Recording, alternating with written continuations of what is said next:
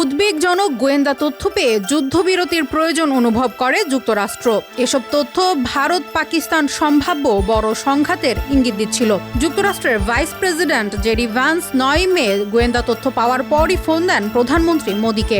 এতেই বদলে যায় দৃশ্যপট। বিষয়টি নিশ্চিত করেছে মার্কিন সংবাদ মাধ্যম CNN। ফোন আলাপে ভ্যান্স মোদীকে সতর্ক করে জানান, এই উত্তেজনা আরও ভয়াবহ রূপ নিতে পারে। সপ্তাহান্তেই বড় সংঘর্ষ ঘটতে পারে। যুক্তরাষ্ট্রের মূল লক্ষ্য ছিল দুই দেশকে আলোচনার টেবিলে ফেরানো, আর এ কাজে মোদি ভ্যান্স ব্যক্তিগত সম্পর্ক গুরুত্বপূর্ণ ভূমিকা রাখে। মার্কিন পররাষ্ট্রমন্ত্রী মার্কো রুবিও এবং জাতীয় নিরাপত্তা উপদেষ্টা দল রাতভর দুই দেশের সঙ্গে যোগাযোগ করেন। অবশেষে কার্যকর হয় কাঙ্ক্ষিত যুদ্ধবিরতি, যার পেছনে যুক্তরাষ্ট্রের কূটনৈতিক কৌশল ছিল সবচেয়ে বড় নিয়ামক। CNN-এর প্রতিবেদনে বলা হয়, ওই তথ্যের প্রকৃতি সম্পর্কে বিস্তারিত জানানো না হলেও তা এতটাই গুরুত্বপূর্ণ ছিল যে বিষয়টিতে যুক্তরাষ্ট্র আরও সক্রিয় হবার প্রয়োজনীয়তা অনুভব করে। যদিও মার্কিন প্রশাসন যুদ্ধবিরতির খসড়া তৈরি বা আলোচনায় সরাসরি যুক্ত হয়নি, তবে তারা আলোচনার সুযোগ তৈরি করে দিয়েছে।